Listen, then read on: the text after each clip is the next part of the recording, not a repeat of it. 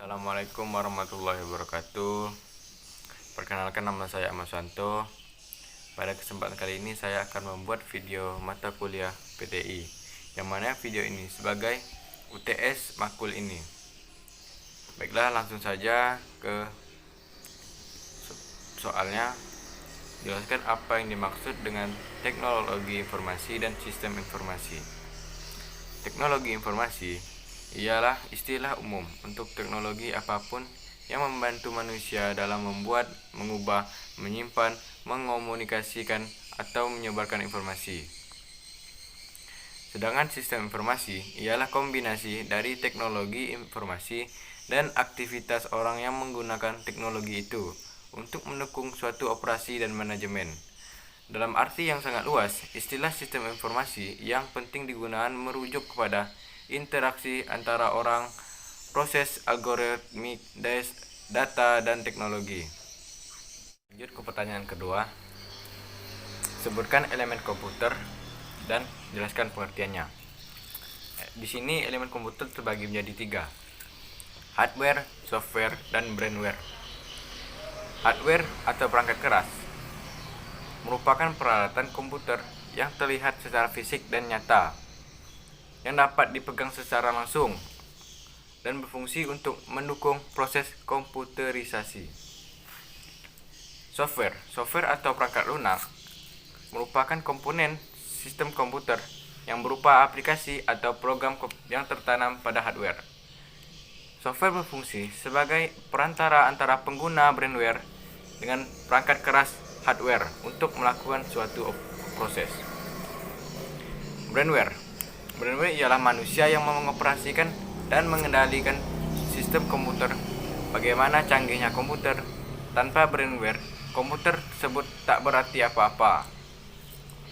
Lanjut ke pertanyaan ketiga, yaitu hardware terbagi menjadi 4. Sebutkan dan jelaskan beserta contohnya. Hardware yaitu ada input, output, proses, dan storage. Di mana input ialah perangkat yang digunakan untuk memasukkan data ke dalam komputer. Contohnya keyboard, mouse, touchpad, dan yang lainnya. Output ialah komponen yang berfungsi untuk mengeluarkan seluruh hasil pemrosesan yang berupa fisik ataupun non-fisik yang berasal dari CPU sehingga bisa menghasilkan informasi kepada penggunanya. Contoh dari output ialah monitor, printer, dan masih ada yang lainnya. Proses dapat diartikan sebagai unit-unit komputer, pemrosesan yang digunakan memproses data-data. Contohnya CPU, power supply, motherboard, memori, dan masih ada yang lainnya. Yang terakhir, storage. Storage ialah merupakan tempat penyimpanan. Contoh disket, flash disk, CD-ROM, DVD-ROM, dan hard disk. Lanjut pertanyaan keempat, yaitu software terbagi menjadi 2. Sebutkan dan jelaskan beserta contohnya. Software terbagi menjadi 2, yaitu perangkat lunak sistem dan perangkat lunak aplikasi. Perangkat lunak sistem ialah perangkat lunak yang berfungsi mengorganisasikan semua komponen yang terdapat pada mesin komputer. Contoh pada komputer Windows, Unix, Linux, dan Macintosh. Contoh pada handphone Android, Windows, mobil, dan Java. Perangkat lunak aplikasi ialah program atau aplikasi siap pakai yang dibuat khusus untuk membantu pekerjaan dan digunakan banyak orang. Contoh aplikasi grafik atau Adobe Photoshop, CorelDRAW, dan Visio. Aplikasi perkantoran, aplikasi internet, aplikasi antivirus, aplikasi games. Lanjut pertanyaan kelima atau pertanyaan terakhir. Pertanyaan kelima ada 3 soalan. Yang pertama, apa yang dimaksud dengan sistem operasi? Yang kedua, apa perbedaan sistem operasi open source dan sistem operasi closed source? Yang ketiga, berikan contoh sistem operasi open source dan closed source.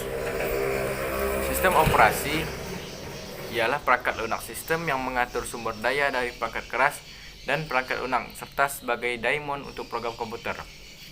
Pertanyaan kedua, Perbedaan open source dan closed source. Open source software dapat dengan bebas digunakan, disalin dan dimodifikasi tanpa larangan dan batasan. Sedangkan closed source software pemakaiannya terbatas dan harus mengikuti perjanjian dan dibatasi penggunaannya. Contoh dari sistem operasi open source dan closed source. Open source yaitu Linux, Ubuntu, Red Hat, Mandriva, CentOS, Fedora, Blancon. Sedangkan contoh dari closed source Microsoft Windows. Baiklah, mungkin sekian pertanyaan yang dapat saya jawab, dan saya mohon maaf jika ada kata salah. Akhir kata, wassalamualaikum warahmatullahi wabarakatuh.